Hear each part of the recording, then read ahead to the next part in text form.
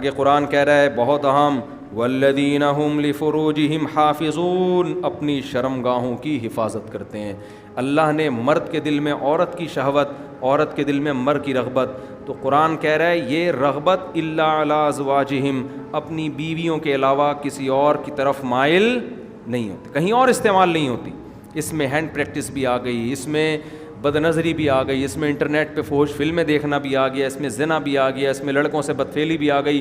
تمام کے تمام راستوں کو اللہ نے حرام قرار دے دیا۔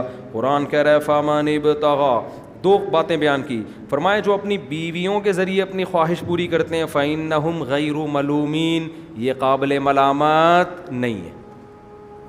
اور آگے قرآن کہہ رہا ہے فَمَنِ ابْتَغَىٰ وَرَاءَ ذَلِكَ، جو بیویوں کے علاوہ کوئی اور راستہ اختیار کریں گے فَأُولَٰئِكَ هُمُ الْعَادُونَ، یہ لوگ اللہ کی حدود کو توڑنے والے ہیں۔ اب معاملہ ہو رہا ہے الٹا، بیویوں کے ذریعے کوئی خواہش پوری کرنا چاہے قابل ملامت ہے۔ ایک نوجوان بالغ ہوا، اپنے خرچے پہ کہہ رہے ابا میں شادی کرنا چاہتا ہوں، میرے اندر ڈیزائرز پیدا ہو گئی ہیں، تو ملامت ہوگی کہ نہیں ہوگی؟ ابے تو پاگل ہو گیا ہے، اس عمر میں شادی کر رہا ہے، تیرا دماغ خراب ہو گیا ہے۔ قرآن کہہ رہا ہے اس کے اندر خواہش پیدا ہو گئی ہے تو کس طرح پوری کرو؟ بولتے کیوں نہیں؟ اب چپ، نکاح کرو اور اس سے پوری کرو، اس کے حقوق ادا کرو اور اس سے خواہش پوری کرو۔ اللہ کہہ رہا ہے اگر یہ بندہ ایسا کرتا ہے فَإِنَّهُمْ غَيْرُ مَلُومِينَ، اس کو ملامت کرنا جائز نہیں، یہ قابل ملامت ہے۔ سب سے پہلے ابا ملامت کرتے ہیں اس کو، اس کے بعد اماں ملامت کرتی ہیں، پھر نانا، پھر ماموں، پھر چاچے، پھر محلہ، پھر پوری دنیا پوری دنیا۔ اور قرآن کہہ رہا ہے اگر بیوی کے علاوہ کوئی اور راستہ اختیار کیا تو نوجوان کیا کرتے ہیں؟ ہینڈ پریکٹس کا راستہ اختیار کرتے ہیں، جب شادی نہیں ہوتی فحش فلمیں دیکھنا شروع کر دیتے ہیں، لڑکوں کی طرف مائل ہوتے ہیں۔ قرآن کہہ رہے ہیں یہ قابل ملامت ہیں، یہ خدا کی حدود کو توڑ رہے ہیں، لیکن ان کو قابل ملامت نہیں سمجھا۔ کہہ رہے ہیں مجبور ہے بھائی، ینگ جنریشن، ڈاکٹر بھی آج کل اپریشیٹ کر رہے ہو بھائی، ایک آدمی کی شادی نہیں ہو رہی، وائف نہیں ہے، وہ بیچارہ کیا کرے، وہ کیا کرے؟ کوئی مسئلہ نہیں، بچے ہیں۔ یہ فضول قسم کی باتیں میں اور آپ متاثر ہو سکتے ہیں، اللہ ان سے متاثر نہیں ہوتا، سمجھتے ہو؟ اور اس آیت کے تحت علماء نے لکھا ہے کہ اگر کوئی زیادہ بیویاں رکھتا ہے نا، 4 بیویاں رکھتا ہے حقوق ادا کرنے کے لیے، اور اس کی نیت صرف خواہش پوری کرنی ہے، لیکن خواہش برائے خواہش نہیں بلکہ حقوق بھی ادا کرے گا، ان کے جو حقوق ہیں، نیت اس کی صرف یہی ہے کہ اپنی خواہشات کے لیے، بلکہ میں اس کو عام زبان میں کو مزے کے لیے شادی کر رہا ہے، وہ مزے کے لیے کر رہا ہے، لیکن صرف مزے برائے مزے نہیں، نیت یہ ہے کہ میں ان کے حقوق بھی پورے کروں گا، ان میں برابری بھی کروں گا، تو لیکن نیت صرف مزے کے لیے۔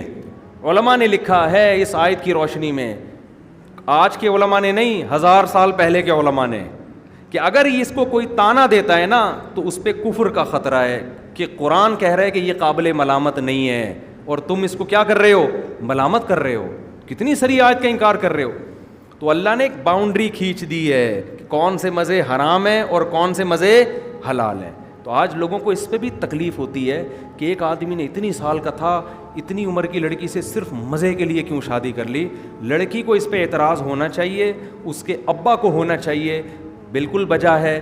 اگر ان کو اعتراض ہو رہا ہے کیوں کر رہے ہو، نہ کریں وہ، لیکن اگر وہ کر رہے ہیں، کسی تیسرے کو اگر اعتراض ہو رہا ہے تو یہ اعتراض اس کی علامت ہے کہ اس کو اس پہ اعتراض نہیں ہو رہا اس سے کیوں شادی ہو رہی ہے، اس کو اعتراض اس پہ ہو رہا ہے کہ مجھ سے کیوں نہیں کی، یہ اسی کی علامت ہے، اس کے علاوہ کسی اور کی علامت نہیں ہے۔ تو اس کو شریعت نے حق دیا ہے کہ بھائی آپ کم عمر ہو، جوان ہو، آپ سے ایک بڑی عمر کا آدمی نکاح کر رہا ہے تو آپ نہ کرو، آپ کیوں کر رہی ہو اس سے شادی؟ بھائی اس کو تو مشورہ یہی دیا جائے گا، لیکن کوئی مصلحت ہے تو وہ جانے، یہ ان کا آپس کا مسئلہ ہے، ان کو مسئلہ ہو نہیں رہا، مسئلہ کس کو ہو رہا ہے؟ پڑوسیوں کو ہو رہا ہے۔ پھر یہ ٹیکنیکل، یہ مینوفیکچرنگ فالٹ ہے میرے بھائی، ایسے آدمی کی ریپیئرنگ نہیں ہو سکتی، اس کو کھول کے دوبارہ جوڑنا پڑے گا، صحیح۔ تو قرآن کہہ رہا ہے والذین هم لأمان، لیکن کیا مزوں کے لیے نہ کرو، میں تو کہہ رہا ہوں جائز ہے، لیکن کرو سنت پوری کرنے کے لیے۔ تبھی ہم لوگوں کو مشورہ دیتے ہیں بھائی بہتر یہی کہ بیوہ سے کرو، طلاق یافتہ سے کرو۔ میں جائز کی بات الگ ہے، مستحب اور ترغیب کی بات ایک الگ ہے۔ تو نیت تو یہی ہونی چاہیے، سنت پوری کرنی ہے، کہ نبی نے پہلی شادی 40 سالہ بیوہ سے کی ہے تو کرو یہ۔ لیکن اگر کوئی کر رہا ہے، اگر دیکھو ہم لوگوں کو کہتے ہیں سادہ کھانا کھاؤ, چٹورے بننا کوئی اچھا کام نہیں ہے. ہر وقت جا کے ٹھیک ہے آپ نلی نہاری بھی کھا لی, دہلی کی نہاری بھی کھا لی, اب کبھی دال چاول بھی کھا لو سادے یار. ہر وقت ہی پیزے برگر میں لگا رہتا ہے, لیکن حرام تو نہیں کہیں گے نا. وہ کہے گا اپنے خرچے سے کھا رہا ہوں نا میں نہاری کھاؤں, اس میں نلی ڈالوں, اس میں دیسی گھی کا تڑکا لگاؤں, جو بھی کروں مولوی صاحب اپنے خرچے پہ کر رہا ہوں, آپ کو کیا مسئلہ ہے. تو ترغیب ایک الگ بات ہے کہ یار کبھی سادہ غذائیں کھایا کرو, ہر وقت چٹخارے کی چکر میں رہنا شریف آدمی پہ زیب نہیں دیتا.